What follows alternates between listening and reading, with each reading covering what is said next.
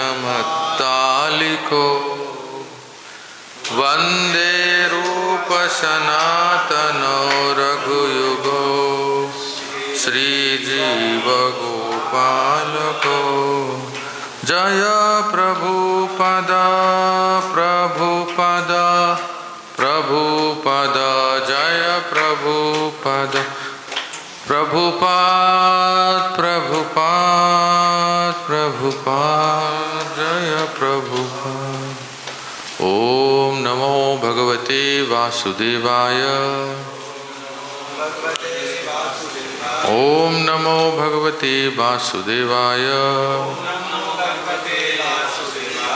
ओम नमो भगवते वासुदेवाय। ओम अज्ञानतिमिरान्धस्य ज्ञानाञ्जनशलाकया चक्षुरुन्मिलितं येन तस्मै श्रीगुरवे नमः। श्रीचैतन्यमनोभीष्टं स्वयं रूपा कदा मह्यं ददाति स्वपदान्तिकं वन्देऽहं श्रीगुरोः श्रीयुतं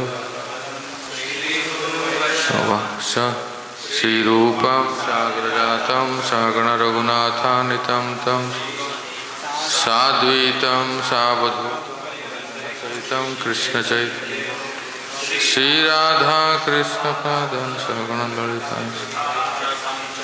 नमो विष्णुपदाय कृष्णप्रेष्ठाय भूतले श्रीमते भक्तिवेदांत स्वामिनिति नामिने।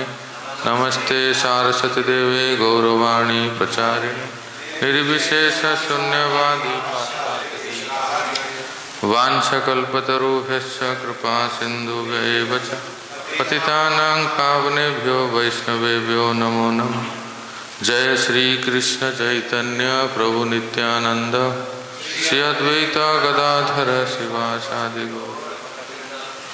हरे कृष्णा कृष्ण कृष्ण हरे हरे हरे राम राम राम गुरवे गौरचंद्राय राधिकाय तदालय कृष्णाय कृष्ण भक्ताय तद्भक्ताय नमो। हरे कृष्ण। आज 33 नंबर भक्ति से शुरू करेंगे। अथ संकीर्तनम।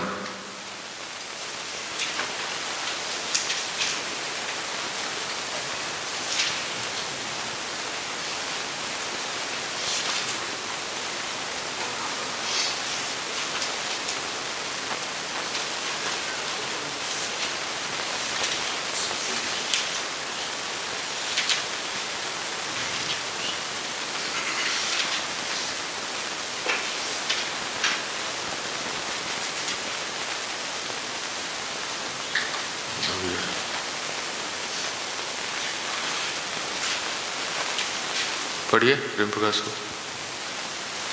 जब कोई व्यक्ति भगवान की लीलाओं, गुणों, रूप आदि की महिमा का उच्च स्वर से उच्चारण करता है तो वह संकीर्तन कहलाता है। संकीर्तन का अर्थ भगवान के पवित्र नाम का सामूहिक उच्चारण भी है। तो संकीर्तन किसको संकीर्तन कहते हैं? संकीर्तन का डेफिनेशन क्या है? देखिए इसमें ये हाँ पढ़िए। भगवान के नाम, लीला, गुण, रूप आदि महिमा का उच्च स्वर से उच्चारण। लीला, गुण, रूप, नाम, लीला, गुण, रूप आदि की महिमा का उच्च स्वर से उच्चारण करना संकीर्तन है। तो ये दिखाता हूँ।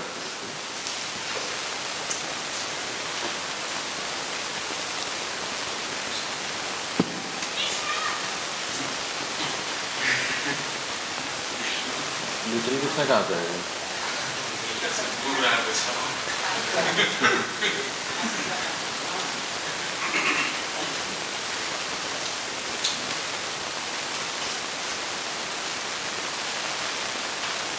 ये श्लोक पढ़ा दीजिए।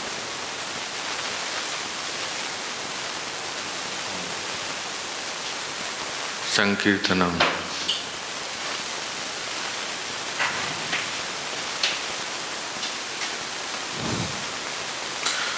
नाम लीला गुणादि नाम उच्चैर भाषा तो कीर्तनम। कीर्तन इज डिफाइंड एज, कीर्तन का क्या डेफिनेशन है? उच्चैर भाषा, द लाउड चैंटिंग, किसका? नाम, लीला, गुण आदि नाम। अर्थात नाम, लीला, गुण और आदि में क्या आएगा? रूप, महिमा इत्यादि, ये सब का उच्च स्वर में जो कीर्तन करना उसको संकीर्तन कहते हैं। और एक उदाहरण देते हैं शास्त्रों से, जिसको विष्णु धर्म कहते हैं। कृष्णेति मंगलम नाम यस्य वाची प्रवर्तते भस्मी भवन्ति राजेंद्र महापातक कोटय। हे राजेंद्र, कृष्ण, बोलिए कृष्ण। कृष्ण, ये मंगलमय नाम जिनके वाणी से उच्चारित होती है, उनके कोटि कोटि महापातक भस्मीभूत हो जाते हैं। भगवान नाम का इतना महिमा है। पढ़िए। विष्णु धर्म में सामूहिक कीर्तन की प्रक्रिया के महिमा गान संबंधी एक कथन है। हे राजा, कृष्ण शब्द इतना शुभ है कि जो भी इस पवित्र नाम का कीर्तन करता है वह अनेक जन्मों से चले आ रहे पाप कर्मों के फलों से तुरंत छूट जाता है। यह तथ्य है। श्री चैतन्य चरितामृत में निम्नलिखित कथन मिलता है। जो व्यक्ति कृष्ण के पवित्र नाम का उच्चारण एक बार करता है वह जितने भी पाप कर सकता हो उससे भी अधिक पाप कर्मों के फलों को नष्ट कर देता है। पापी मनुष्य अनेक पाप कर्म कर सकता है, किंतु वह इतने पाप कर्म नहीं कर सकता कि कृष्ण का एक बार उच्चारण करने से उन्हें नष्ट न किया जा सके। तो कोई नृसिंह कहे या श्री राम कहे तो नहीं होगा। प्रेम प्रकाश को आपने कृष्ण नाम का उच्चारण का इतना महिमा पढ़ा, कोई कहेगा कोई राम उच्चारण करे, कोई नृसिंह उच्चारण करते हैं, भगवान के हयग्रीव का नाम उच्चारण करते हैं, तो क्या कहेंगे? मिलेगा, लेकिन कृष्ण का जैसे राम स्तोत्र में कहा है, रमेति मनोरमे सहस्र नाम ततुल्यम राम नाम वराननी। तो बोलिए। तो राम का एक हजार विष्णु सहस्र नाम लेते हैं तो राम नाम के समान है। 1000 विष्णु सहस्र नाम, तो विष्णु सहस्र नाम में भी तो राम आते हैं ना। तो नाम की महिमा है। एक नाम या 3 राम नाम के समान है। राम कहते हैं 3 बार तो एक कृष्ण नाम के समान है। लोग अब ये भी साथ साथ देखना चाहिए कि नाम कार्य बहुधा। बोलिए अखिलेश को, अरे आगे तो बोलिए।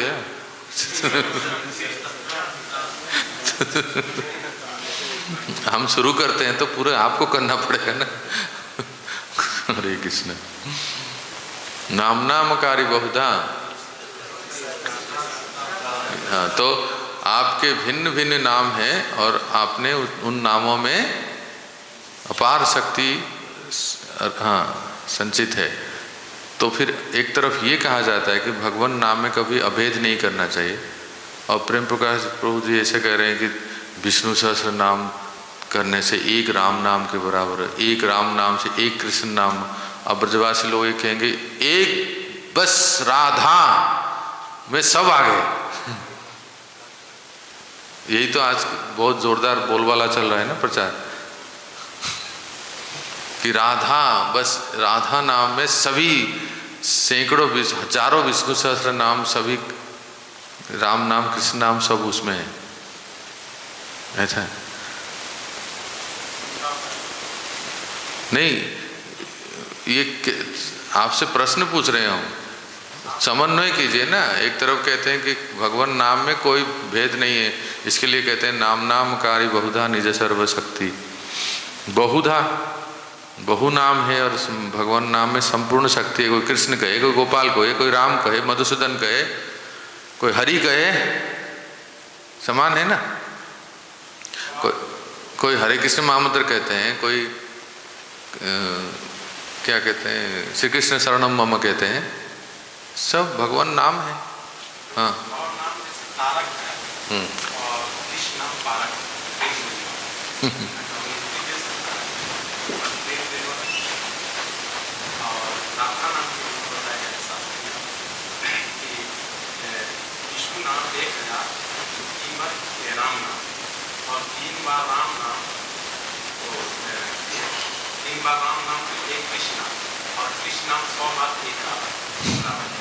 और फिर उसमें बताया गया शास्त्र में कि शिव की और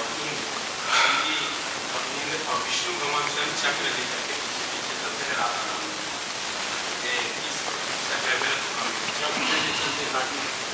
नहीं, रक्षा के लिए।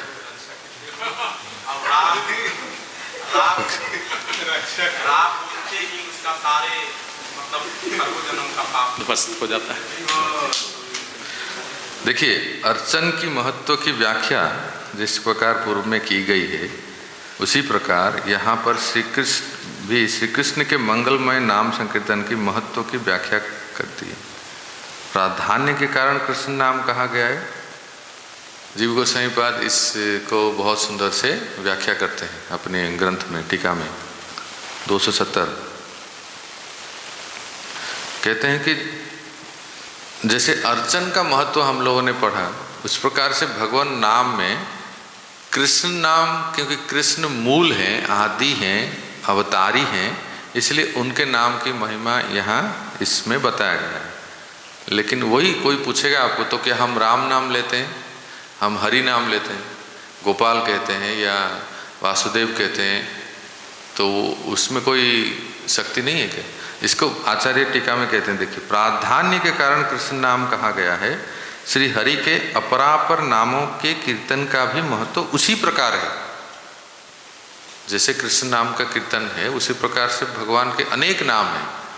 तो कोई भी, कोई हरि कहे, कोई गोपाल कहे, कोई मधुसूदन, कोई वासुदेव, जिसको जो नाम अच्छा लगता है वो नाम उच्चारण करे, लेकिन मुख्यतः कृष्ण नाम है। और ये जो महामंत्र जप करते हैं ना, ये जो महामंत्र जप कीर्तन करते हैं ना, ये नाम है कि मंत्र है? नाम नहीं है, मंत्र नहीं है, नाम नहीं है। अच्छा, ये महामंत्र है, तो फिर नाम नहीं है क्या?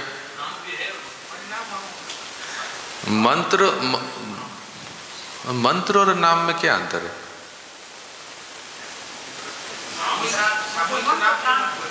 हैं? मन से जो जप किया जाता है, मन से जो जप किया जाए वो मंत्र है, और तन से जो जप किया जाए वो तंत्र है। क्या व्याख्या है भाई? जो ऐसे ऐसे पंडित आ जाएंगे तो बस।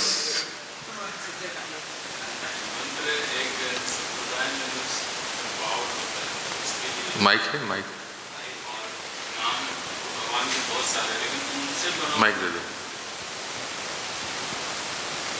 भगवान के नाम बहुत सारे हैं, लेकिन उन्हीं नामों से जब कोई संप्रदाय में कोई आचार्यगण, जैसे चैतन्य महाप्रभु ने उस मंत्र का, हरि नाम से ही बना हुआ मंत्र का जब प्रचार किया, तो वो एम्पावर्ड हो गया और वो संप्रदाय में आता है, और वो दीक्षा में उसको गुरुजन उसको प्रदान करते हैं, तो वो उसके लिए मंत्र सब यूज़ करते हैं। वैसे भगवान के नाम बहुत सारे हैं, कोई भी जो लेते हैं बोलते हैं हम नाम लेते हैं, ठीक है नाम लेते हैं, लेकिन ये मंत्र है, ये एक संप्रदाय में एम्पावर्ड है आचार्यों के द्वारा, तो इसको लेना अलग बात होती है। तो इससे आपका बहुत शुद्धिकरण होगा, क्योंकि आप उस संप्रदाय में जुड़ करके किसी भक्त के द्वारा भी ले रहे हैं, अगर गुरु दीक्षा नहीं भी है, लेकिन किसी उसी परंपरा में कोई भक्त आपको बता रहा है करने के लिए, तो वो विधि भी बताएगा जो कि आचार्यों ने दिया है, तो उससे शुद्धिकरण होगा। मतलब हम लोग ऐसा प्रीचिंग बताते हैं। बिल्कुल बिल्कुल। इसमें और एक बात जोड़ सकते हैं, बहुत अच्छा कहा आपने। मंत्र और नाम में क्या अंतर है सुनिए। मंत्र वो होता है जिसमें बीज लगता है। अब ये तो सामान्य रूप से सबको बता नहीं सकते, जो लोग गायत्री दीक्षा लिए हैं वो लोग बीजाक्षर को उच्चारण करते हैं, पर इतना तो बता सकते हैं जैसे एक बीज है ओम, ये सबको बताते नहीं हैं जो लोग दीक्षा लिए हैं वो, पर ये सर्वत्र विदित है। ओम हो या क्लीम हो, इसको बीजाक्षर कहते हैं। और भी है ये जिसमें लगता है तो वो मंत्र है, अन्यथा वो नाम है। पर यहाँ वो समाप्त नहीं हुआ। प्रश्न होगा तो फिर आप इसको महामंत्र कहते हैं, इसमें तो कोई ओम नहीं है। कोई कहता है ऐसे ओम हरे कृष्ण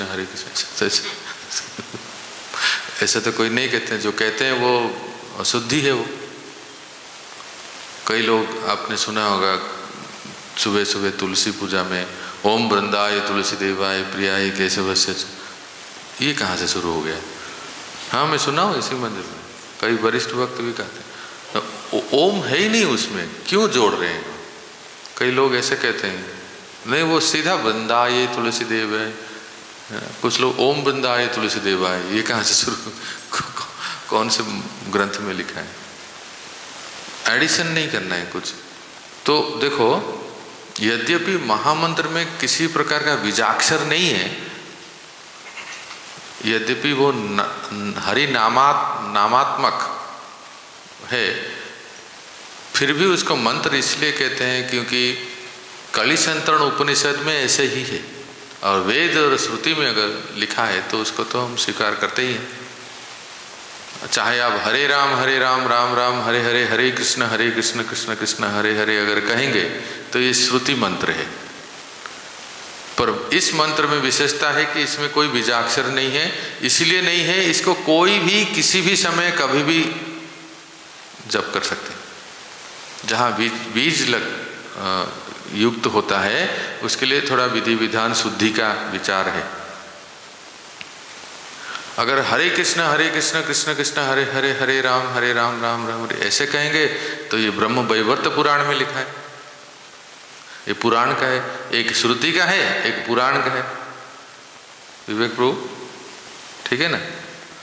तो दोनों, पुराण भी वेद का ही पंचम वेद है पुराण। कोई कह नहीं सकता कि पुराण को हम मानते नहीं। श्री जी के जन्मोत्सव में आपने कथा में सुना होगा कि वृषभानु राजा जब कीर्तिदा माता और वृषभानु राजा जब वो उनको संतान नहीं थे, केवल एक पुत्र ही था, दाम, श्री दाम, पर कुछ संतान पुत्र ही नहीं थे, तो ऋषि का नाम याद नहीं आ रहा है, मैं वो राधा रानी की कथा में कहा था,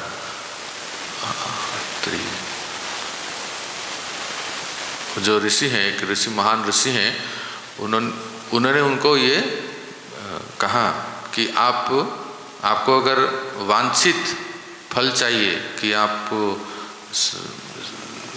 साक्षात लादिनी शक्ति को अपनी पुत्री के रूप में चाहते हैं तो इस मंत्र का जप कीजिए। और निरंतर पति पत्नी दोनों जप करने लगे, हरे कृष्णा कृष्ण कृष्ण हरे हरे। वृषभानु बाबा ये जप करते थे, लिखा है। वृषभानु बाबा कीर्तिदा माँ ये जप करते थे और निरंतर जप करने लगे। ऐसे जप करते करते करते तब जाके श्री जी प्रकट हुई। कैसे?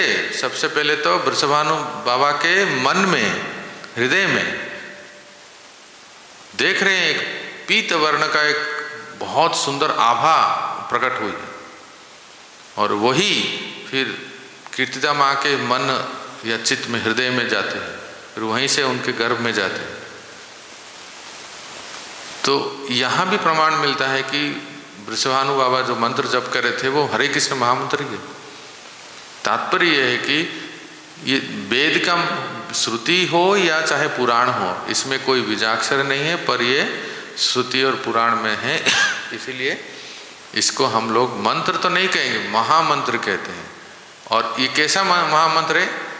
नामात्मक महामंत्र है, जिसमें भगवान नाम संश्लिष्ट है, जिसको जप किया जा सकता है, कीर्तन किया जा सकता है।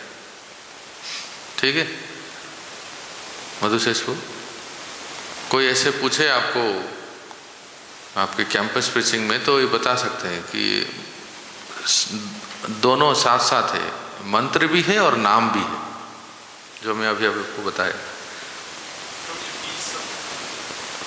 हाँ, ये जो बताए, जो ओम क्लीम इत्यादि जो हैं, इसको बीज कहते हैं। इसको किसी भी मंत्र के सामने जोड़ के बोला जाता है, जिससे उसकी शुद्धता, उसकी शक्ति ये है बढ़ता है। बीज मंत्र न, इसको कहते हैं बीजाक्षर, और पूरे को हाँ बीज मंत्र कहते हैं। तो फिर उदाहरण देते हैं, श्रीमद् भागवतम 7:9-18 7-9-18 में लीला संकीर्तन में विशेष करके लीला कीर्तन। कोई हारमोनियम मृदंग करताल बजा के कीर्तन करते हैं तो उसको संकीर्तन कहेंगे, कहते हैं ना। अब कोई दूसरे प्रकार के कीर्तन करते हैं, वो क्या है? भगवत कथा करते हैं तो वो भी कीर्तन हुआ। भगवत कथा करते हैं तो वो भी कीर्तन है। वो लीला कीर्तन, गुण कीर्तन, नाम कीर्तन, ऐसे अलग अलग है। अब देखिए लीला कीर्तन पढ़िए। श्रीमद् भागवतम में 7-9-18 प्रहलाद महाराज भगवान से इस प्रकार प्रार्थना करते हैं। पढ़िए। हे भगवान नृसिंह, यदि मैं आपके सेवक पद को प्राप्त कर सकूं तो मेरे लिए आपकी लीलाओं के बारे में श्रवण कर पाना संभव हो सकता है।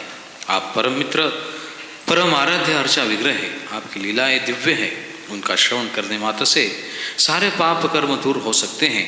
अतएव मैं उन पाप कर्मों की परवाह नहीं करूंगा, क्योंकि आपकी लीलाओं का श्रवण करने मात्र से मैं भौतिक आसक्ति के कलमश से छुटकारा पा सकूंगा। भगवान की लीलाओं के विषय में अनेक गीत है। अभी लीला कीर्तन सुन रहे हैं हम लोग, तो उनकी लीलाएं किस में वर्णन है, जिसको हम कीर्तन कर सकते हैं या श्रवण कर सकते हैं। प्रभुपाद लिखते हैं, ब्रह्मा जी द्वारा गाया गया ब्रह्म संहिता, नारद जी द्वारा गाया गया नारद पंचरात्र, और सुखदेव गोस्वामी द्वारा गाया गया श्रीमद् भागवतम। ये है लीला कीर्तन, लीला से संश्लिष्ट है। यदि कोई व्यक्ति इन गीतों को सुनता है तो वो भवबंधन से सरलता से छूट सकता है। पेज नंबर चाहिए 79 क्या कहते हैं, 79। तो इस गीतों का श्रवण करने में कोई कठिनाई होनी नहीं चाहिए। मतलब एक तरह से प्रभुपाद जी यहाँ एक हमें इसको आप अंडरलाइन कर सकते हैं। कोई भी पूछे तो हम बता सकते हैं कि प्रभुपाद जी हमें भक्ति रसामृत सिंधु में ये शिक्षा देते हैं कि ब्रह्म संहिता गाना चाहिए, नारद पंचरात्र गाना चाहिए, भागवत के श्लोकों को गाना चाहिए, भागवत के श्लोकों को पाठ करना चाहिए। सस्वर अगर गा सकें तो बहुत अच्छा है। पाठ करना तो एक जो है वाचक, जैसे कथावाचक लोग या पंडितों को बिठा देते हैं, वो लोग एक स्वर में पाठ कर लेते हैं, है ना। पर हाँ, उनको पूरा करना है ना, 7 दिन में पूरा 18,000 श्लोक पूरा करना है, इसलिए वो करते हैं, वो बहुत फास्ट पढ़ते रहते हैं। पर यहाँ कहते हैं कि कोई इसको गा सकते हैं, भागवत के श्लोकों को गाना चाहिए अलग अलग स्वर में। जैसे मान लीजिए आप गा सकते हैं, त्रिभुवन कमनम तमालवरणम रविकर गौरवराम्बरम दधाने, विष्णु स्तुति। इस तरह से भागवत के श्लोकों को गाना चाहिए, गुनगुनाना चाहिए। चलते फिरते यहाँ से आपके आश्रम जा रहे हैं, लोग न जाने कितने थर्ड क्लास के गाने गा के, और हम लोग ऐसे सुंदर श्लोकों को, पदों को गाना चाहिए। तो ये एक बहुत अच्छा यहाँ लिखे हैं। फिर कहते हैं कि गुण कीर्तन, ये तो लीला कीर्तन हो गया। अभी आगे कहते हैं गुण कीर्तन। गुण कीर्तन में क्या उदाहरण देते हैं, देखिए 1:5-22 बोलिए मेरे साथ, श्लोक देख के बोलिए। इदम हि पुंस तपसा सुतस्य वा सृष्टस्य सुक्तस्य च बुद्धि दत्तयो अविच्युतोऽर्थ कविभिः निरूपितो यदुत्तम श्लोक गुणानुवर्णनम। पढ़िए। नारद मुनि अपने शिष्य व्यासदेव से कहते हैं, हे व्यास, यह जान लो कि ऐसे लोग, सारे लोग जो तपस्या, वेदाध्ययन, यज्ञ, वेद स्तुतियों के उच्चारण, दिव्य ज्ञान के चिंतन तथा दान कर्म करने में लगे हैं, वे सभी अपने इस पुण्य कर्मों के द्वारा भक्तों का सानिध्य चाहते हैं और भगवान की महिमा का कीर्तन करना चाहते हैं। यहाँ यह इंगित हुआ है कि भगवान का कीर्तन एवं महिमा गायन ही जीव का परम कार्य है। मनुष्य को तपस्या, वेदाध्ययन, यज्ञानुष्ठान, स्वाध्याय, ज्ञान और दान का एकमात्र प्रयोजन यही है, क्या, कि पुण्य कीर्ति भगवान श्री कृष्ण के गुण और लीलाओं का वर्णन किया जाए। इसलिए जहाँ भी भागवत कथा होती है वो एक महान कार्य होता है। यहाँ शास्त्र प्रमाण है। देखिए, ये हो गया गुण कीर्तन। तो कीर्तन देख रहे हैं कई, एक तो है नाम संकीर्तन, दूसरा क्या सुना आपने, लीला कीर्तन, तीसरा क्या सुना, गुण कीर्तन। अभी 34 नंबर भक्ति, जप।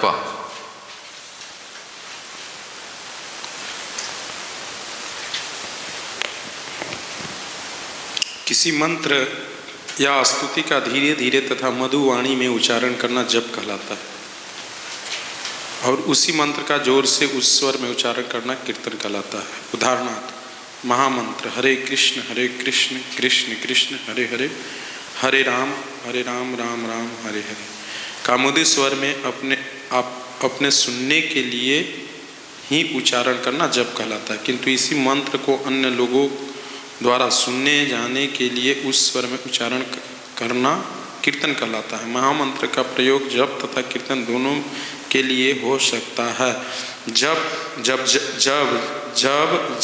किया जाता है तो वह जापक के निजी लाभ के लिए होता है, किंतु जब उसी का कीर्तन किया जाता है तो अन्य सुनने वालों के लाभ के लिए होता है। पद्म पुराण में एक कथन है, जो व्यक्ति धीमे स्वर में उस स्वर में पवित्र नाम का उच्चारण करता है, उसके लिए मुक्ति तथा स्वर्गिक सुख के मार्ग तुरंत खुल जाते हैं। एक तो कहते हैं, देखिए जप के बारे में, मंत्रस्य सुलघु उच्चारो जप इति अभिधीयते। कोई आपको पूछे, प्रभु जी जप किसको कहते हैं, छोटू यहाँ क्या लिखा है, देखिए मंत्र के अति धीरे उच्चारण को जप कहते हैं मृदु वाणी में। जैसे बताइए, जो स्वयं को सुनाई दे, धीरे धीरे उच्चारण करके जब स्वयं सुनना चाहिए तो वो जप है। तो कीर्तन तो आपने सुन लिया, अभी जप। अभी इसमें कहते हैं, पद्म पुराण से श्लोक उद्धृत करते हैं, कृष्णाय नम इत्येष मंत्र सर्वार्थ साधकः भक्तानां जपतां भूपम स्वर्ग मोक्ष फल प्रद। कृष्णाय नम, ये मंत्र सर्वार्थ साधक है। देखा ना अमल प्रभु, आप पूछ रहे थे ना बीज क्या है, इसमें एक बीज है, क्या है बताओ, यहाँ देखो स्क्रीन पे देखिए, कोई बता सकता है इसमें बीज कहाँ है एग्जैक्टली, कौन बोले, नमः, ये है बीज, कृष्णाय नमः। तो जहाँ नमः, स्वाहा, ओम, क्लीम और भी बहुत सारे हैं, ये सब जहाँ प्रयोग होता है फिर वो मंत्र होता है। ये मंत्र सर्वार्थ साधक है, ये जप करने वाले भक्तों को स्वर्ग मोक्ष फल प्रदान करने वाले हैं। ठीक है। अब विज्ञप्ति 35 नंबर, विज्ञप्ति।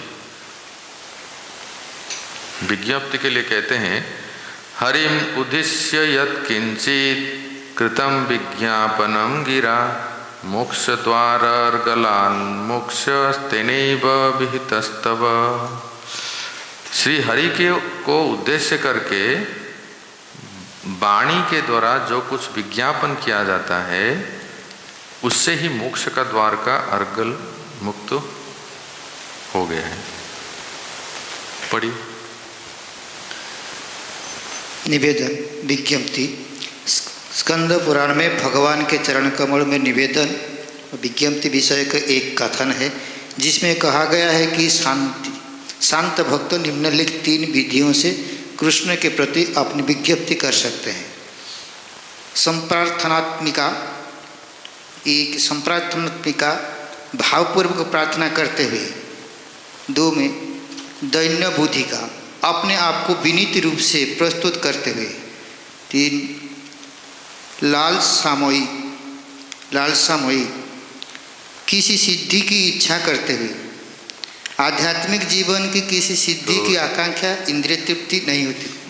एक मिनट, इसको आप नोट कीजिए, परीक्षा में आएगा ये। और कुछ लिख सकते हैं अपने नोटबुक में, ये अवश्य परीक्षा में आएगा, आंख बंद करके।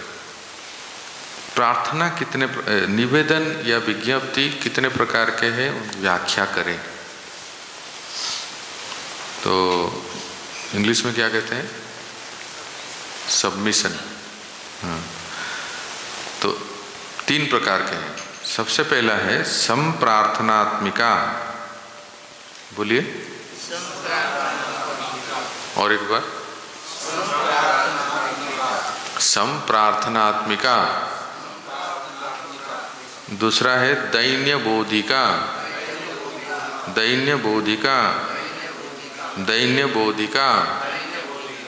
तीसरा है लालसामयी।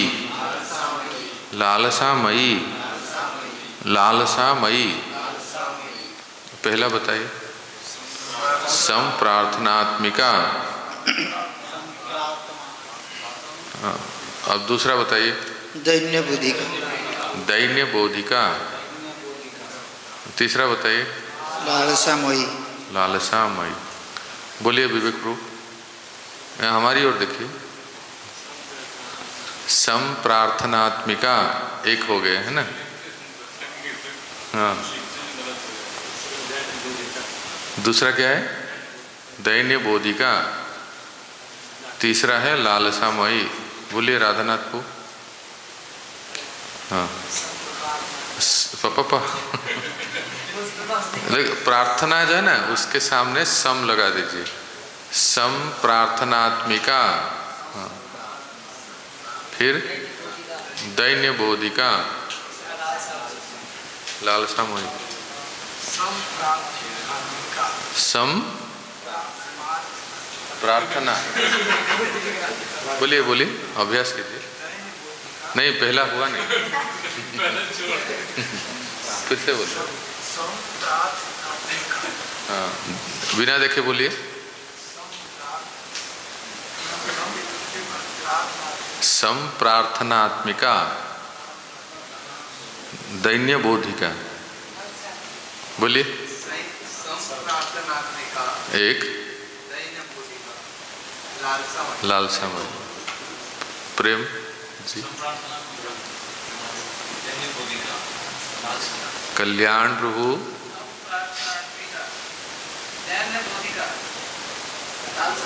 हाँ, शिव माधव प्रभु बोले।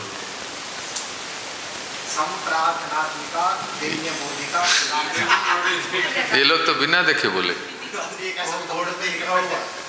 अच्छा, बोर्ड पे लिखा है, फिर भी तो देखना है। अब बिना देखे बोलो। दैन्य बोधिका। हाँ, है ना। और बोलिए कौन? सुदामा सखा प्रभु बोलिए।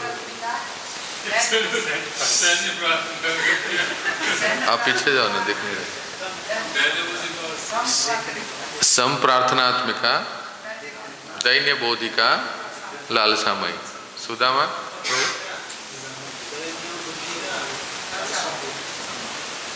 और कौन? बोलिए।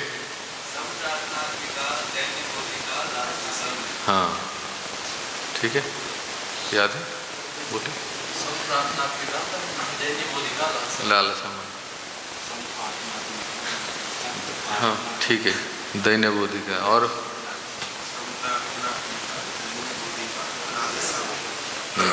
अब वो सम प्रार्थनात्मिका का अर्थ क्या है, वो तो भी लिखना पड़ेगा ना, तो समझाएंगे कैसे, इसका अर्थ क्या है? भावपूर्वक क्या लिखा है? भावपूर्वक प्रार्थना करते, भाव सहित प्रार्थना करना, यह है सम प्रार्थनात्मिका। और दैन्य बोधिका क्या लिखा है? अपने आप को विनीत रूप से प्रस्तुत करते हुए प्रार्थना करना। और लालसामयी किसी सिद्धि की इच्छा करते हुए जो प्रार्थना है। ठीक है, फिर से एक बार, सम प्रार्थनात्मिका व्याख्या बोलिए। भावपूर्वक प्रार्थना, इतना भी ठीक है, भावपूर्वक प्रार्थना, सम प्रार्थनात्मिका। नेक्स्ट, दैन्य बोधिका, विनीत पूर्वक, विनीत रूप से प्रार्थना, दैन्य बोधिका। लालसामयी सिद्धि की, किसी आध्यात्मिक सिद्धि की इच्छा से प्रार्थना करना, ये है लालसामयी। तो इसका उदाहरण बताइए, पहले सुनते हैं। सम प्रार्थनात्मिका विज्ञप्ति भक्ति रसामृत में रूप गोसाई पाद हमें सिखाते हैं, थोड़ा समय निकाल के भगवान के सामने जाएं और इन तीनों में से कोई भी एक प्रार्थना आप भगवान के सामने बोल सकते हैं, थोड़ा 1-2 मिनट, और भगवान उसे सुनते हैं और पसंद करते हैं। भगवान ये पसंद करते हैं कि अखिलेश वो अपने बिजी शेड्यूल से 2 मिनट समय निकाल के हमारे पास आए। सही कहा? हाँ भी बोल रहे हैं। भगवान कृष्ण बलराम राधे श्याम ऐसे मानते हैं, अगर आप में से कोई गए तो यही कहते हैं कि अपने बड़ा बिजी रहता है ना, हमारे पास आने को समय कहाँ है इनको। अपने बिजी शेड्यूल से थोड़ा समय निकाल के 1-2 मिनट अगर भगवान के सामने जाके हमने ये तीनों में से कोई भी एक बोले तो भगवान बहुत पसंद करते हैं और अपना मानते हैं उसको। तो सम प्रार्थनात्मिका क्या है? भावपूर्वक प्रार्थना करते हुए कोई एक प्रार्थना, कोई भी एक वैष्णव भजन कह सकते हैं जिसमें भावपूर्वक प्रार्थना है, याद कीजिए कोई भी जिसमें राधा कृपा कटाक्ष में भाव। ओके, गजेंद्र मुख्य स्तुति इसमें आएगा। हाँ, कई श्लोक दैन्य बोधिका में आ जाते हैं उसमें, अपने रक्षा के लिए भाव प्रार्थना। हाँ, इस ये हो सकता है, मानस देह गेह जो किस, ये बहुत अच्छा है, ये भावपूर्वक प्रार्थना है, ये संप्रार्थनात्मिका में आएगा। बोलिए, मानस देह गेह जो किछ मोर अर्पिलु तू आपदे नंद किशोर। और कुछ बोल। हे प्रभु,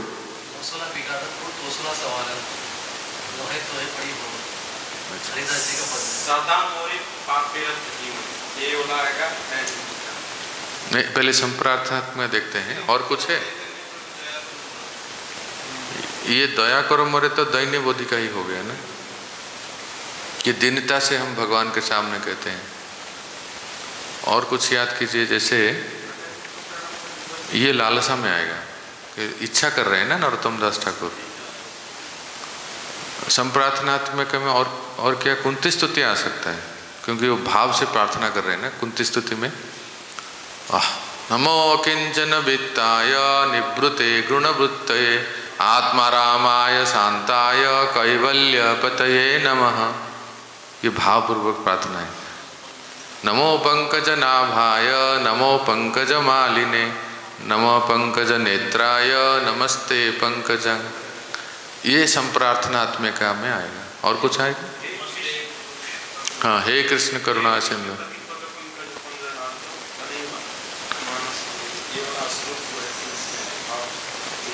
हाँ, वो कुलशेखर महाराज का ना, कृष्णे त्वदीय पद पंकज पंजरांतम अद्वैवा में विशते मानस राजहंस। ये इसमें कुलशेखर की प्रार्थना है, ये भाव संप्रार्थनात्मिका में है। और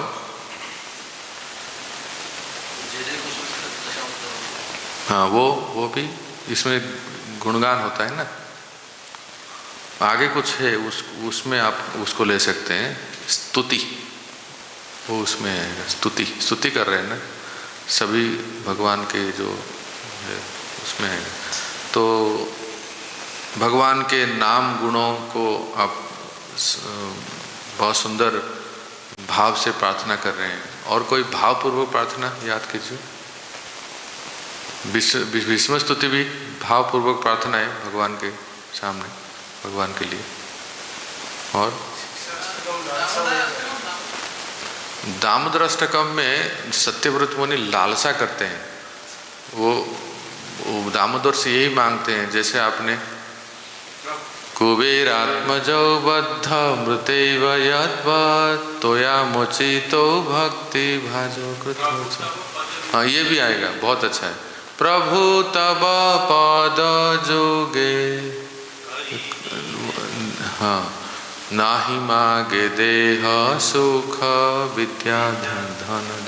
ये सब चलिए ठीक से दैन्य बोधिका में बोलिए अभी। जो कि भक्त यहाँ भगवान के सामने अपना दैन्यता प्रकाशित कर रहे हैं।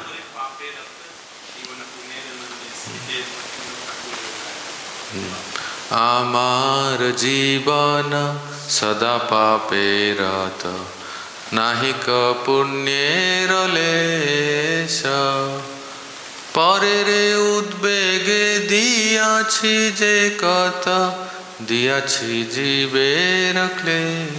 तो ये दैन्य बोधिका है, अपने आप को दैन्य दीनता प्रकाशित करते। तो पीछे चले जाइए, उनको चेयर में बैठे, चेयर में बैठे। दैन्य बोधिका में और कोई कहाँ कोई भक्त भगवान के सामने अपनी दीनता प्रकाश करके बोल रहे हैं? हाँ बोलिए ना, कोई पद बोलिए। हाँ, गोपीनाथ मम निवेदन सुनो विषयी जी, कैसा है?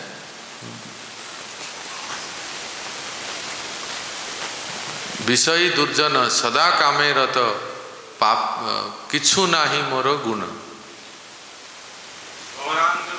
हाँ, ये बहुत अच्छा है। कौन बोले? हाँ,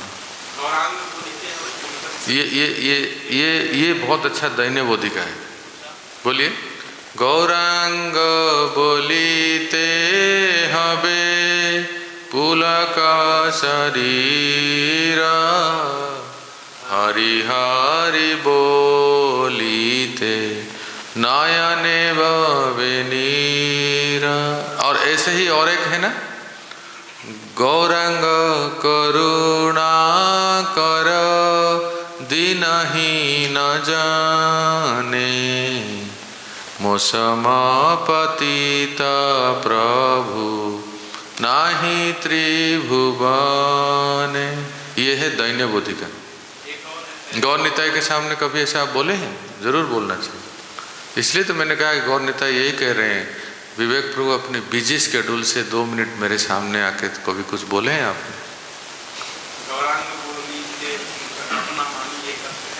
हाँ, ऐसे कई। हाँ, ये दैन्य बोधिका है वैष्णव आचार्यों के सामने, प्रभुपाद या वैष्णव आचार्य के सामने, है ना। ये सब ध्यान रखना चाहिए। ये जहाँ दीनता प्रकाश कर रहे हैं कि मेरे जैसा पति तो और कोई नहीं है, आप मुझे कृपा कीजिए, उद्धार कीजिए, मुझे सद्बुद्धि दीजिए, सद्मति दीजिए, और मैं आपका जप कर सकूं, मैं आपका भजन कर सकूं। ऐसे ये तो नहीं, संप्रार्थनात्मिका ही नहीं है, प्रार्थना ही कर रहे हैं। जगन्नाथ अष्टकम में कोई भगवान के गुणगान कर रहे हैं ऐसे। ये वैष्णव विरह है, वो भी इसमें लालसामयी में है। तो लालसामयी में लालसामयी में कौन से प्रार्थना आएगा बताइए? क्या कहते हैं उसमें, क्या लालसा है? अच्छा, स्तुति कर रहे हैं ना उसमें लालसा कुछ मांग रहे हैं क्या वो? हाँ, लास्ट में ऐसे कहते हैं, जो सतबार पाठ करे सोई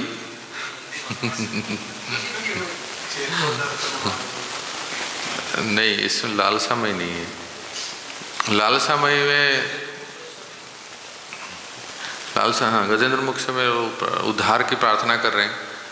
मतलब देखिए, आपकी मन में कुछ इच्छा है कि मैं ऐसा सेवा करूं कि हे ठाकुर जी मुझे आप कृपा करें कि मेरी ऐसी गति हो, क्या मैं ऐसे इसको प्राप्त करूं, ऐसा कुछ बोलिए ना, इसको लालसा कहते हैं। जैसे देखिए, तार मध्ये हेमपीठ अष्टदले बेष्टित अष्टदले प्रधान नायिका, तार मध्ये रत्नासने बसिया छे दुई जन। बोलिए सब लोग साथ में बोलिए, श्याम संगे सुंदरी राधी।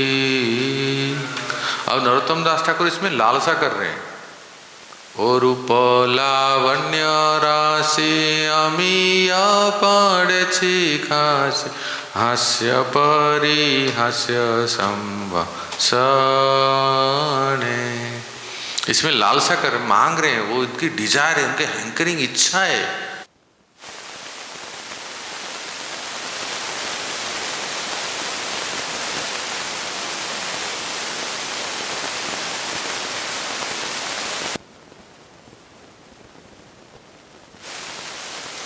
हरि हरि, वो जो नित्य लीला है कि एक अष्टदल वेष्टित कमल है, उसमें 8 सखियां बैठे हैं, फिर 8 मंजरियां बैठे हैं, उसके बीच में जो केसर है उसमें युगल बैठे हैं राधा कृष्ण। और इस रूप को, इस लीला को मैं आंखों से दर्शन करूं, ये मैं अनुवाद बोल दिया। आप पद बोलिए। नरोत्तम दास कये नित्य लीला सुखमय, सदाई स्फुरुक मोर माने।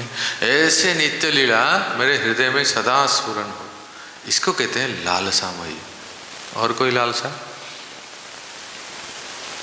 वही नरोत्तम दास ठाकुर कहते हैं ना, ललिता विशाखादि जत सखी वृंद, आज्ञाय करीब सेवा चरणारविंद। अंतिम पद में कितना सुंदर कहते हैं ना, श्री कृष्ण चैतन्य प्रभु दासेरनुदास, सेवाभिलाष नरोत्तम दास। ये है लालसा। अभिलाष करते हैं ना, अभिलाष करते हैं, लालसा करते हैं। ब्रज में कहते हैं लालसा में, राधे तेरे चरणों की धूल ही मिल जाए, ये लालसा है। राधे इस जीवन की बस एक तमन्ना है,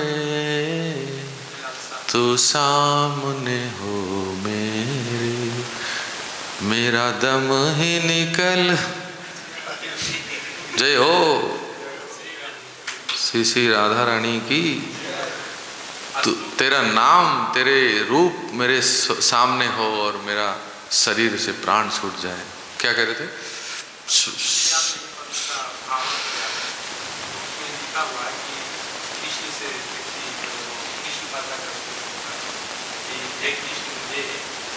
मैं यहाँ अभी कर रहा हूँ कि ये जो व्रत की स्टोरी है रुक्मिणी है राधा जी है उनके परिकर के जो साथ इस टाइप का उसका तो देखिए, एक संप्रार्थनात्मिका में पद्म पुराण से एक श्लोक रूप गोसाई पाद कहते हैं, क्या कहते हैं कि जैसे कोई युवक का युवती के प्रति स्वाभाविक आकर्षण होता है, संसार में हम देखते हैं ना, इसको बोलने की जरूरत नहीं, इसको ट्रेनिंग लेना पड़ता है क्या? इसका कोई क्लास होता है क्या? युवती नाम यथा योनि यूनाम च युवतो यथा मनोभिरमते तद्वन् मनोभिरमतां त्वयि। जिस प्रकार युवतियों का युवकों के प्रति और युवकों का युवतियों के प्रति स्वाभाविक मन आकर्षित हो जाता है। हे श्याम सुंदर, आगे बोलिए, अरे आगे तो बोलिए। इसका अर्थ क्या होगा? हाँ, इसी प्रकार से तो आगे तो आपको पूर्ण करना है ना।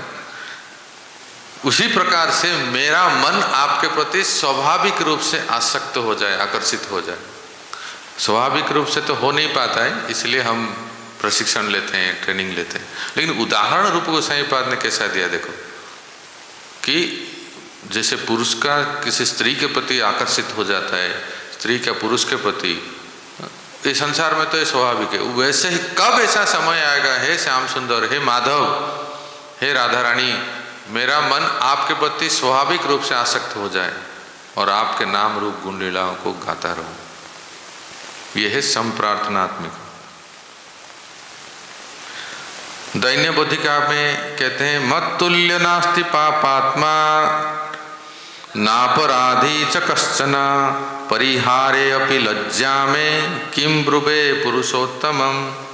रूप गोसाई पाद ये श्लोक कहते हैं, मेरे समान पापी और अपराधी कोई नहीं है।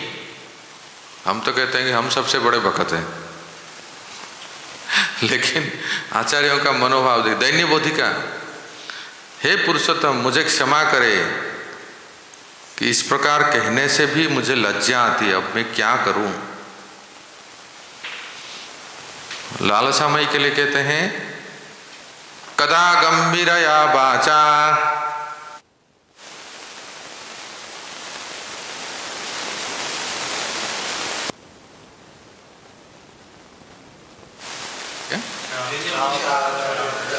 कदा गंभीरया, साथ में, कदा गंभीरया वाचा श्रिया युक्तो जगत्पते चामर व्यग्र हस्तम माम एवं कुरु इति वक्ष्यसि। हे जगन्नाथ, लक्ष्मी के सहित विराजमान आपको कब मैं चामर डुलाऊं। हे राधा रानी, हे श्याम सुंदर, यहाँ कहते हैं, हे लक्ष्मी के सहित विराजमान जगन्नाथ, चाम्र व्यग्रहस्त मुझको गंभीर स्वर से आप कब कहोगे कि इस प्रकार से व्यजन करो। क्या प्रार्थना है, सुनिए लालसामयी प्रार्थना। रूप गोसाई पाद उदाहरण देते हैं। हरे कृष्ण, क्या कहते हैं, हे लक्ष्मी, हे जगन्नाथ, हे लक्ष्मीपति, हे जगन्नाथ हमारे लिए, हे राधा श्याम सुंदर, वो कब समय आएगा आप मुझे कहोगे, ऐसा नहीं करते, ऐसा करो। ये मांग रहे हैं। मैं चामर डुला रहा हूं या व्यजन कर रहा हूं, मतलब मोर पंख, तो कब वो समय आएगा कि राधा श्याम सुंदर हमें कहेंगे, ऐसा नहीं करते, इस तरह से कर। यही कह रहे हैं, गंभीर स्वर से आप कब कहोगे कि इस प्रकार से व्यजन करो। इस श्लोक का अर्थ है, वास्तव में व्यजन अर्थ मोर पंख और चामर अर्थात जो व्यजन से पहले करते हैं ना, वो चामर।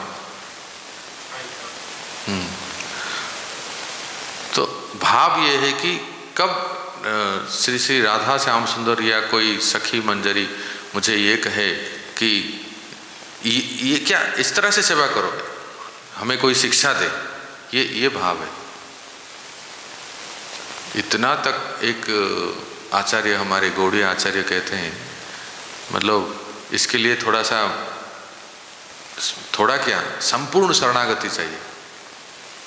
वो कहते हैं कि कभी मैं सेवा करते समय मुझसे कुछ त्रुटि हो जाए, जानबूझ के नहीं, सेवा करते समय युगल के चरणों में मुझसे कुछ गलती हो जाए, कब ऐसा समय है कि राधा रानी मुझे एक थप्पड़ लगाए,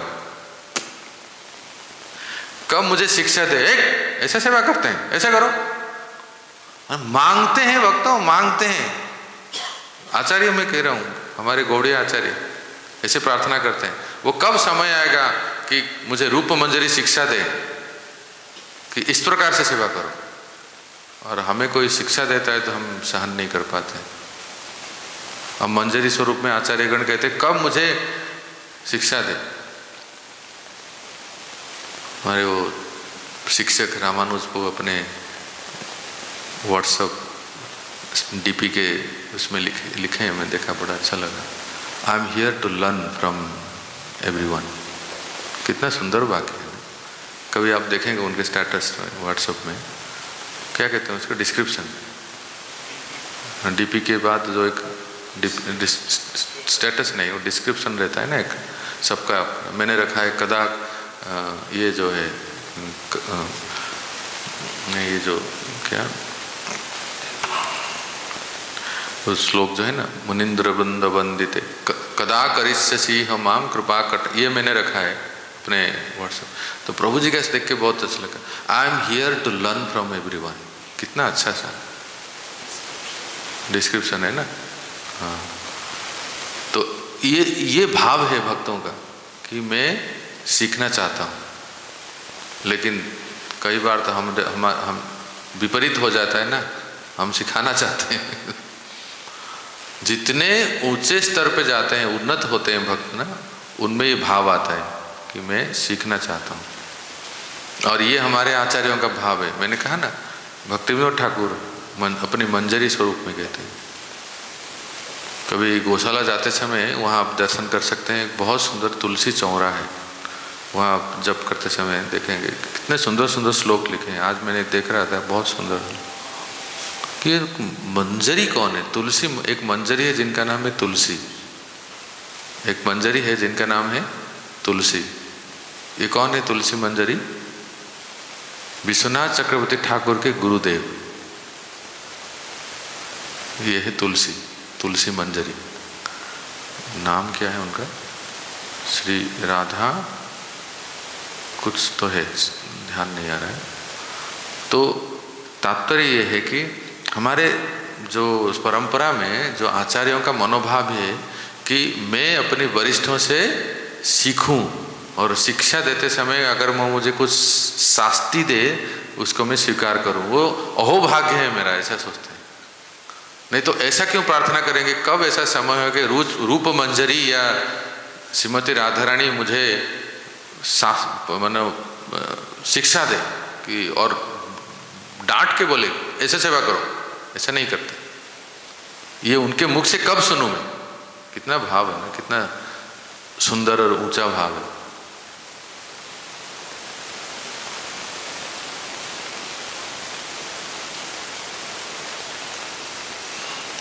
लालसामय। अभी 36 है स्तव पाठ, स्तुति। कुछ कह रहे थे ना आप, जो स्तुति जो है ये है, पढ़िए। प्रोक्ता मनीषी भीर गीता स्तव राजादय स्तव। स्तव किसको कहते हैं? स्तव पाठ। स्तुति किसको कहते हैं? सुनिए, लिखिए। भगवान की महिमा लिखो ना। स्तुति किसको कहते हैं? प्रश्न आएगा तो फिर आप क्या लिखेंगे? अभी नहीं लिखेंगे तो। भगवान की महिमा वर्णित होने के कारण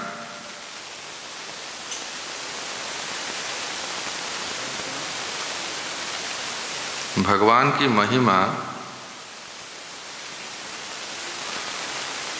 वर्णित होने के कारण गीता को स्तव कहा गया है।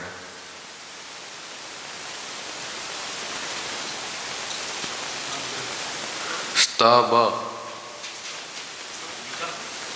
गीता को स्तव कहा गया है। जिसमें भगवान की महिमा वर्णन है। स्तवराज, ये है ना सामने, हरि बोल।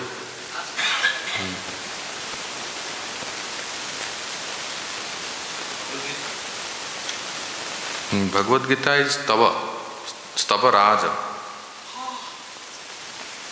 तो हाँ, मधुसेस्पु माइक ले लीजिए। विद्वानों के अनुसार भगवद गीता में विशेषतया 11वें अध्याय में अनेक प्रामाणिक प्रार्थनाएं हैं। 83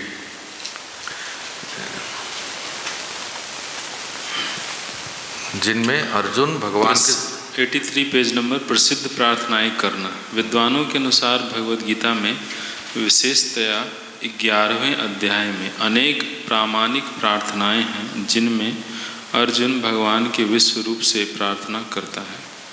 इसी प्रकार गौतमीय तंत्र के सारे श्लोक प्रार्थनाएं कहलाते हैं।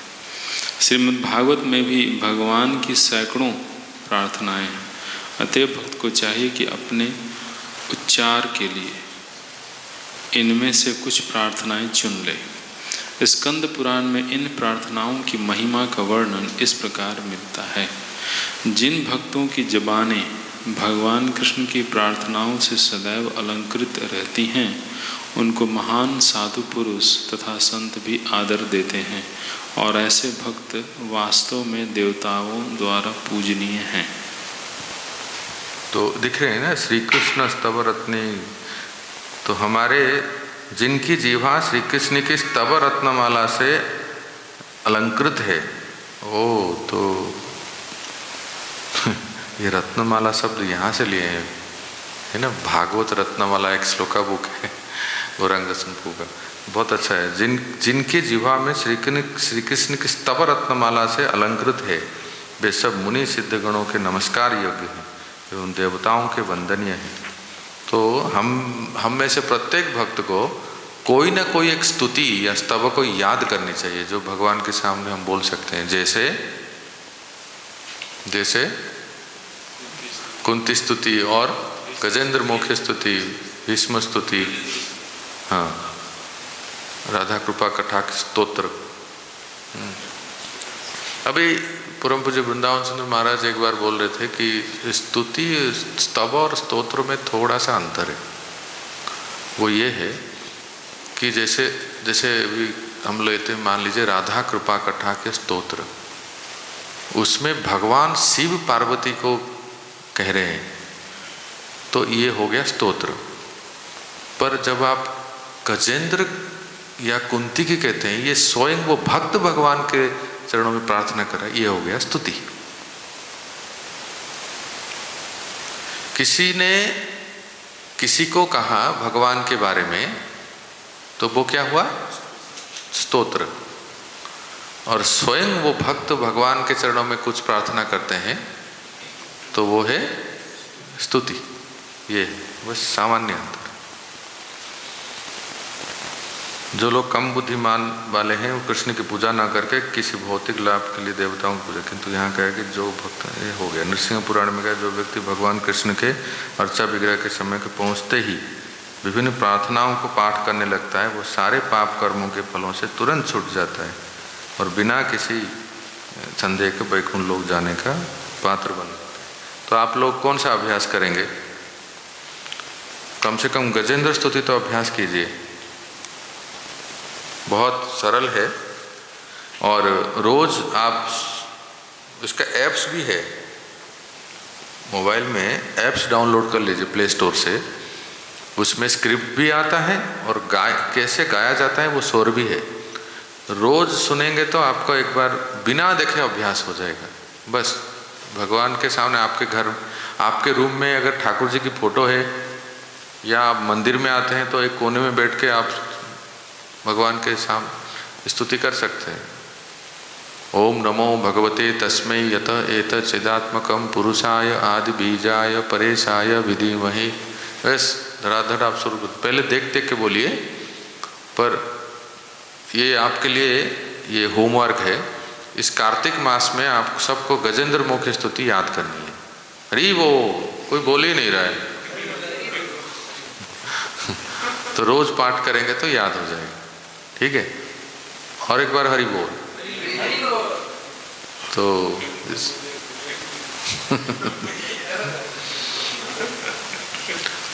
ठीक है। अब श्री माधव को पढ़ो। प्रसाद ग्रहण करना, अभी नहीं, 3 बजे।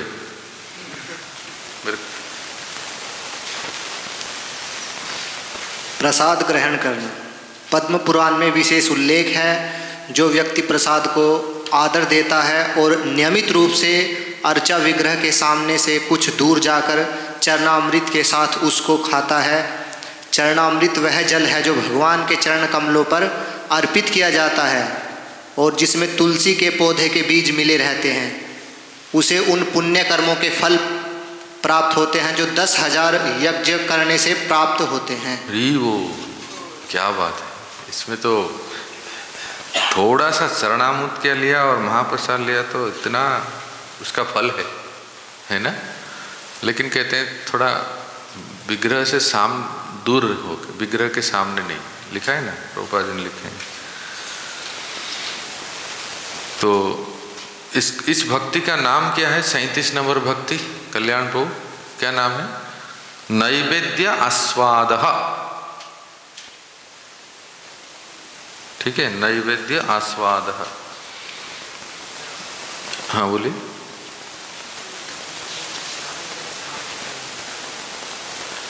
नहीं, चरणामृत लेके हाथ धोना चाहिए।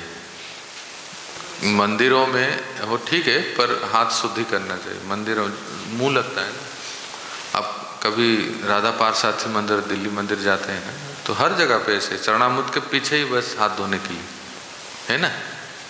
हर प्राय मंदिरों में ऐसे है। यहाँ भी आप चरणामृत लिए सामने जाके हाथ धो सकते हैं मंदिर में। आप चरणामृत का पान करें। हाँ, इनको ही दे दो चरणामृत का पान। आप ही बोल रहे थे ना, भगवान को वस्त्र पहनाने के पूर्व 84 पेज नंबर।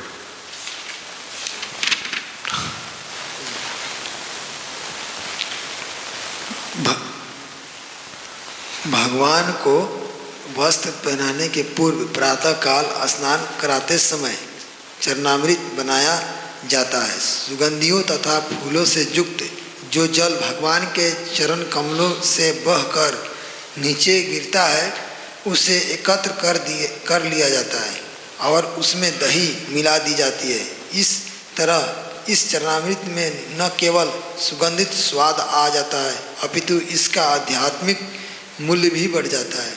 जैसा कि पद्म पुराण में वर्णित है कि जिस व्यक्ति ने कभी कोई दान नहीं दिया, जिसने यज्ञ नहीं किया, जिसने वेदों का अध्ययन नहीं किया, जिसने कभी ईश्वर की पूजा नहीं की, अर्थात जिसने कोई भी पुण्य कर्म नहीं किए, यदि वह मंदिर में रखे चरणामृत का केवल पान कर लेता है तो वह भगवत धाम जाने का अधिकारी बन जाता है।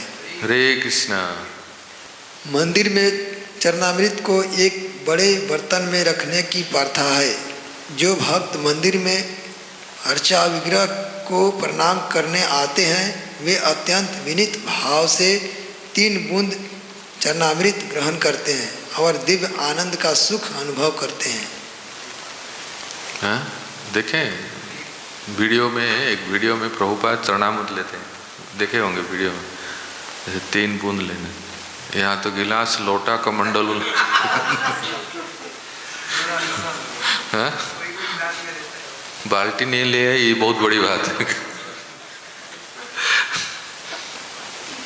3 बूंद लेने का विधान है, तो आप थोड़ा सा आदर करके ले सकते हैं। इसीलिए लेना भी, एक तो है कि चरणामृत थोड़ा सा ही लेते हैं, और दूसरा औरों को तो मिले ना। इतने सारे मंदिर में भक्त आते हैं और इतना सा ही चरणामृत होता है। कोई कह रहा था बाद में जो बांटते हैं वो रसगुल्ला का पानी है। रसमलाई का वो रस नहीं, उसमें भी मिलाते होंगे ना। क्या कौन है पुजारी विभाग से है क्या कोई? चरणामृत नहीं मिलाते हैं उसमें। वो बाद में जो बांटते हैं, कह रहा था रसमलाई का पानी बांटते हैं वो। वो मिला देना चाहिए थोड़ा चरणामृत, तब तो इतना मीठा मीठा लगता है, लोग तो बार बार पीते हैं। तो ये है चरणामृत पान। और फिर देखिए इस बड़ा अच्छा श्लोक है ना, न दानम न हविष्य स्वाध्याय न सुरार्चनम ते पिपापोदकम पित्वा प्रयांति परमाम गति।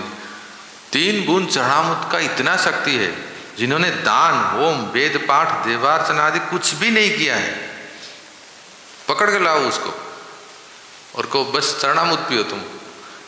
लिखा है शास्त्र में कि वे चरणामृत पान करके परम गति को प्राप्त कर सकते। कभी कोई दान नहीं दिया है, कभी कोई भक्ति नहीं किया है, भजन नहीं किया है, वेद पाठ, देवार्चना नहीं किया है, बस चरणामृत के लिए, चरणामृत पाने से इतना शक्ति है। तो ये है पाद्यास्वाद, 38 नंबर भक्ति है, पाद्य आस्वाद, पाद्य आस्वाद। 39 है धूप सौरभ्यम, लिखे नहीं अब, पाद्य आस्वाद, ठीक है। 39 धूप सौरभ्यम, अच्छा विग्रह पर चढ़ाए फूलों और अगुरों को सूंघना। आप कभी भी अल्टर के सामने जाएंगे तो जो पुजारी हैं उनसे मांग भी सकते हैं, ऐसे आप मांगिए वो दे देते हैं।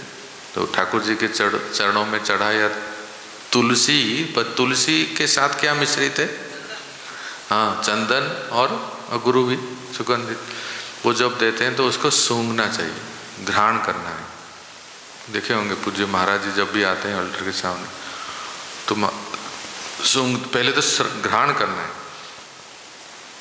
इसी से ही तो चतुष्कुमार भक्त बन गए, है ना, भगवान के चरणों में अर्पित तुलसी और फूल को सूंघ के, पुष्प और चंदन तुलसी को घ्राण करना है।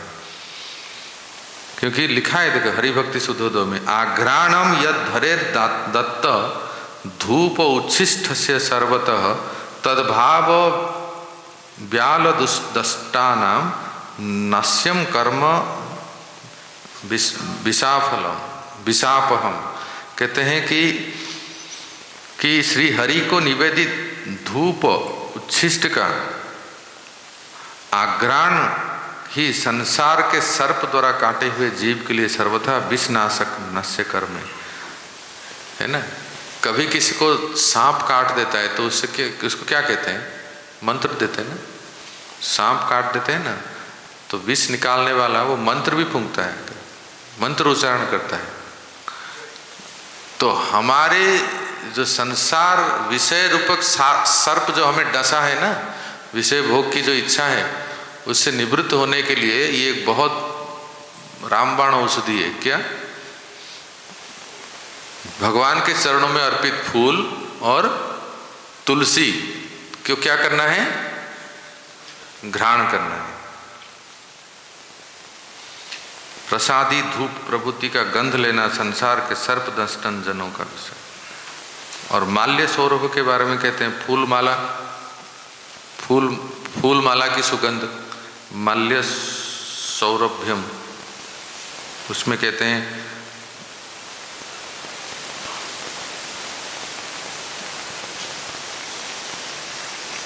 वो पहला क्या था? धूप सौरभ्यम, अभी है माल्य सौरभ्यम।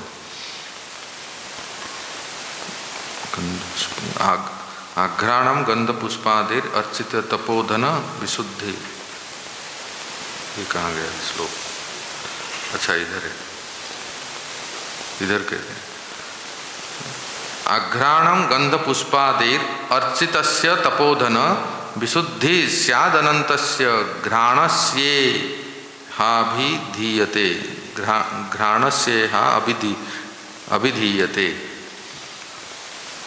अगस्त संहिता से रुकु संहिपद लेते हैं, कहते हैं हे तपोधन, अर्चित भगवान अनंत के प्रसादी गंध पुष्पों का आघ्राण घ्राणेन्द्र की विशुद्धि का कारण कहा गया है।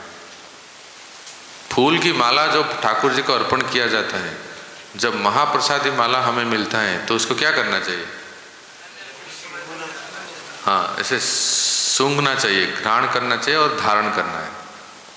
तो इससे सारे विषय वासना अनर्थ सब जो है दूर हो जाते हैं, विशुद्धि हो जाती है।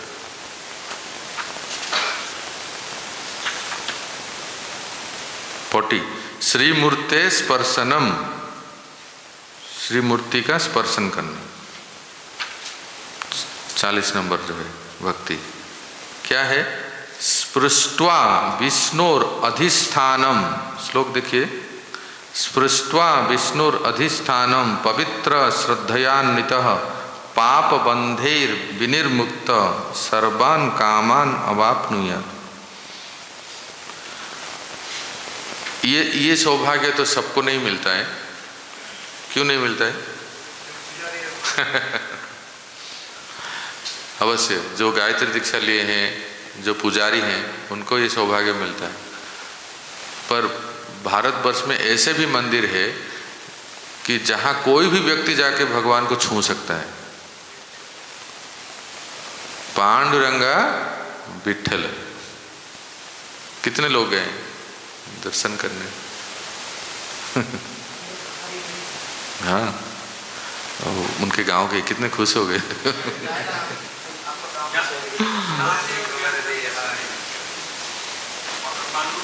पंडरीनाथ विठ्ठल, पंढरपुर कभी जाएंगे तो वहाँ आपको भगवान को छूने का अवसर मिलता है, स्पर्श करने का।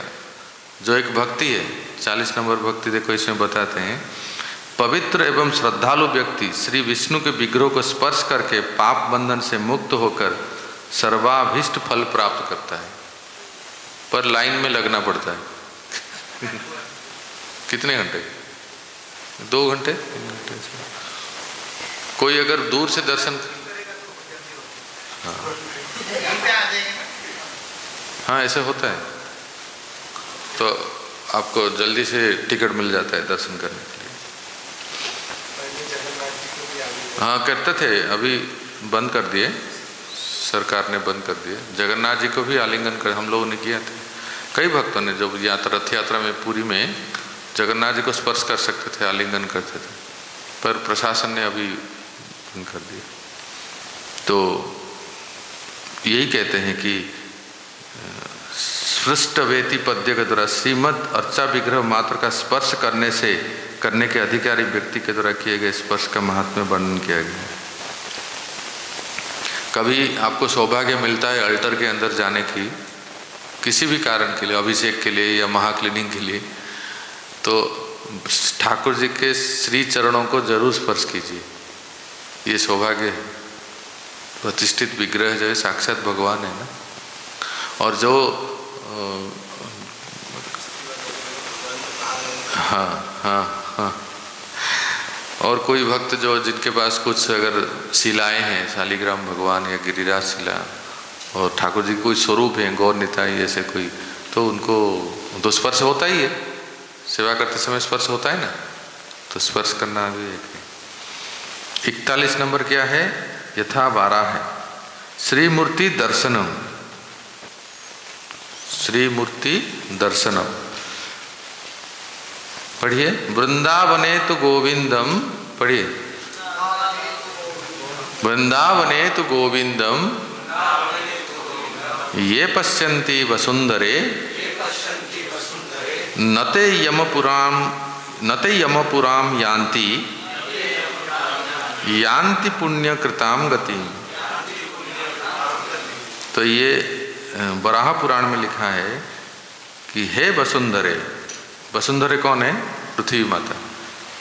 वृंदावने तो गोविंदम, जो व्यक्ति वृंदावन में श्री गोविंद देव का दर्शन करते हैं तो क्या होता है? नते यमपुरम यान्ति पुण्य कृताम गति। वे यमलोक ना जाकर साक्षात भगवान के धाम को प्राप्त करते हैं।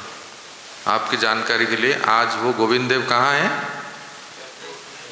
जयपुर में। कितने लोगों ने गोविंद देव को दर्शन किए?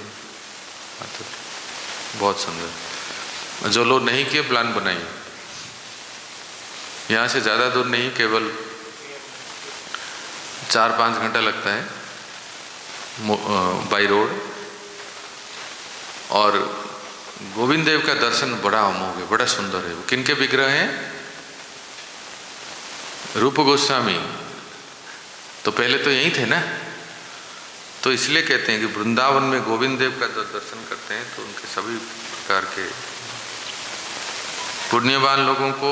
पुण्यवान लोगों की गति को प्राप्त करेंगे इत्यादि सर्वत्र फल श्रवण का जो कथन हुआ है वो बहिर्मुख जनता को भक्ति में प्रवृत्त कराने के लिए, निष्काम जनों को तो मुख्य फल भक्ति ही है। कितना सुंदर व्याख्या करते हैं भक्तिसार प्रदर्शनी टीका में। जहाँ भी आपको देखते हैं ना कि एक बार कोई गोविंद देव का दर्शन कर लेता है तो उसको ऊंचे लोगों की प्राप्ति होती है, पुण्यवान लोगों की प्राप्ति होती है। वो किसके लिए?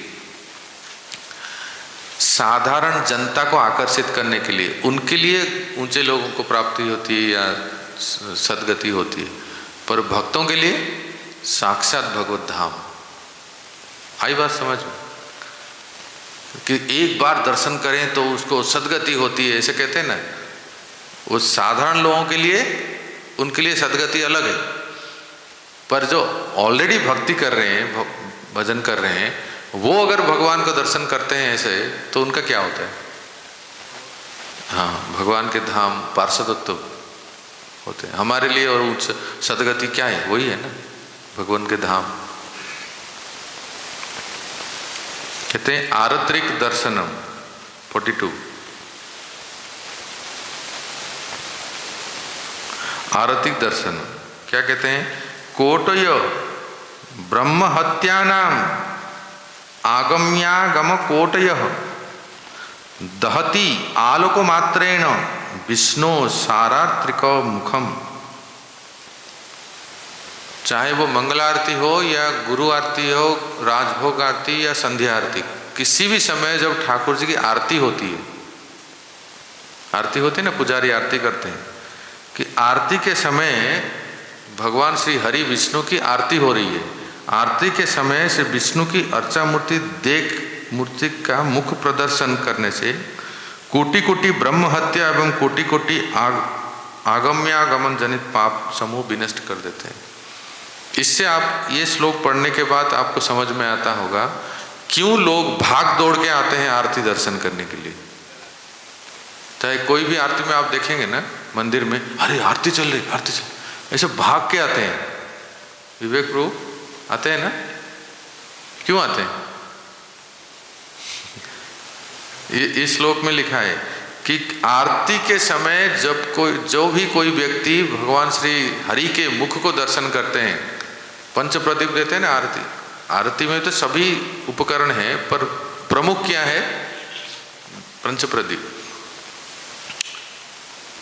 हमें पुजारी ट्रेनिंग में ये बताया गया था कि जो भी पुजारी आरती करते हैं भगवान के अल्टर में जाके, बाकी सब जो आर्टिकल जितना समय दिखाते हैं, धूप, दीप, अर्घ्य, पाद्यम, वस्त्र, पुष्प, चामर, व्यजन, आरती पंच प्रदीप को थोड़ा अधिक समय दिखाएं। अब मैं समझा क्यों बताए थे हमें ये श्लोक से, क्योंकि उस समय जो भी व्यक्ति पंच प्रदीप दिखाते समय अगर भगवान श्री हरि विष्णु को दर्शन करते हैं, ऐसा दर्शन अमोघ दर्शन होता है। ये देखो श्लोक में लिखा है,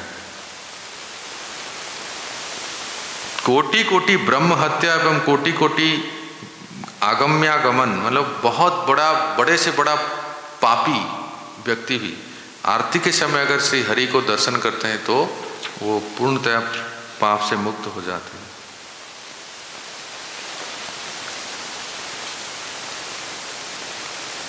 अब कह रहे हैं उत्सव दर्शन। कोई उत्सव होता है तो देखिए, रथस्थम ये निरीक्षन्ते कौतुके नापि केशवम देवतानां गणा सर्वे भवन्ति स्वपचादयः।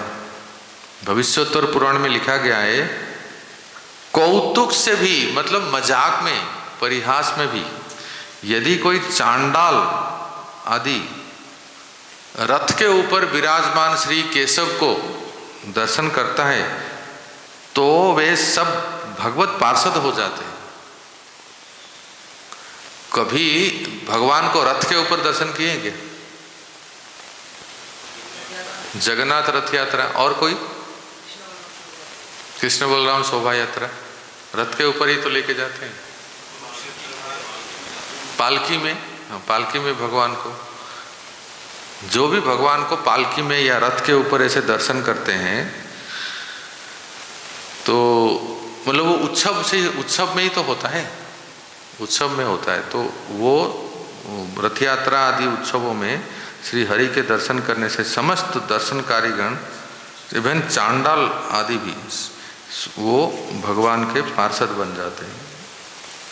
अच्छा, इसमें हो गया ये और लास्ट अंतिम, हाँ यही था, पढ़ लीजिए मथुरेश को पढ़िए। आरती तथा उत्सवों को देखना, आप पढ़ो, पढ़िए पढ़िए पढ़िए। आरती तथा, मैं बोला किसको दे रहे हो तो मैं देता हूँ। पढ़ो पढ़ो। आरती तथा उत्सवों को देखना। स्कंद पुराण में अर्चा विग्रह की आरती पूजा का दर्शन करने से जो फल प्राप्त होता है उसका वर्णन इस प्रकार है। आरती के समय यदि कोई व्यक्ति भगवान के मुख का दर्शन करता है तो वह लाखों वर्ष पूर्व के सारे पाप कर्मों के फलों से मुक्त हो सकता है। यहाँ तक कि ब्राह्मण हत्या या अन्य वर्जित कर्मों से भी उसे क्षमा कर दिया जाता है। जैसा कि पहले बतलाया जा चुका है, विभिन्न प्रकार के उत्सव मनाए जाते हैं, यथा कृष्ण जन्म दिवस, राम जन्म दिवस, किसी प्रमुख वैष्णव का जन्म दिवस, भगवान की झूलन यात्रा तथा ढोल यात्रा, मार्च के मास में भगवान की लीलाएं। इन सारे उत्सवों में भगवान को रथ पर बैठाकर रथ को शहर की सड़कों से होकर ले जाया जाता है, जिससे लोग भगवान के दर्शनों का लाभ उठा सके। भविष्य पुराण में कहा गया है, यदि ऐसे उत्सव में चांडाल भी चाहे उत्सुकतावश ही हो रथ पर आसीन भगवान का दर्शन करता है तो उसकी गिनती विष्णु के संगियों में की जाती है। अग्नि पुराण में कहा गया है, जो व्यक्ति आनंदमग्न होकर मंदिर में अर्चा विग्रह की पूजा देखता है उसे पंचरात्र में वर्णित क्रियायोग का फल प्राप्त होगा। क्रियायोग साधन भक्ति जैसी पद्धति है, किंतु यह विशेष रूप से योगियों के लिए है। दूसरे शब्दों में इस धीमी विधि से योगी भी अंततः भगवत भक्ति को प्राप्त होते हैं। तो देखिए यहाँ जैसे जहाँ जहाँ वर्णन है कि कोई ऐसा उत्सव है, रथ यात्रा है या शोभा यात्रा है या अभिषेक उत्सव है, इसमें देखते हैं ना पब्लिक भी आते हैं ना, तो उनको क्या लाभ होता है यही मतलब जो बताया गया, यदि ऐसे उत्सव में चांडाल भी चाहे उत्सुकता बस आ जाए ही हो, रथ पर आसीन भगवान का दर्शन करता है तो उनकी गिनती विष्णु के संगियों में की जाती है। मतलब शास्त्र वाक्य के ऊपर विश्वास होना चाहिए। अवश्य उस समय उनमें वो परिवर्तन नहीं दिखता है इंस्टेंटली, है ना, परंतु इस बात को समझ रहे हैं ना। आप कहेंगे तो इतने पब्लिक आते हैं, अभिषेक दर्शन करते हैं, रथ यात्रा में इतने पब्लिक आते हैं, अरे हजारों लाखों। उस समय वो इंस्टेंटली वो दिखता नहीं है, पर उसका वो क्रेडिट जो है उनको मिलता है और धीरे धीरे वो एक्युमुलेट होके एक बार में वो जो है पूर्णतया भक्त बन जाते हैं। और किसी की बात क्या कहें, हम सब की जरा सोचिए, हाँ क्या सोच रहे हैं कि इस जन्म में शुरू हुआ है? ये अनेक जन्मों का सिलसिला है। कहीं ना कहीं किसी भगवत प्रसाद लिए हैं, भगवत भक्तों का संग हुआ है और मंदिर गए हैं, और सब धीरे धीरे जब वो इकट्ठे होते हैं ना, तो एक जन्म में वो पूर्णतया फुल टाइम भगवान के शरणागत भक्त हो जाते हैं। इस तरह से ये उसका वो असर होता है। ठीक है, तो कल अध्याय 10 पढ़ेंगे और परसों अध्याय 11। 2 दिन में 2 अध्याय पूरा कर लेंगे। हरे कृष्णा। शिल प्रभुपाद की जय, भक्ति रसाम सिंधु की जय, श्री रूप गोस्वामी पाद की जय। आपके लिए होमवर्क है कि वो क्लोज बुक टेस्ट के जो पुस्तक जो प्रश्न है नहीं मिल रहा है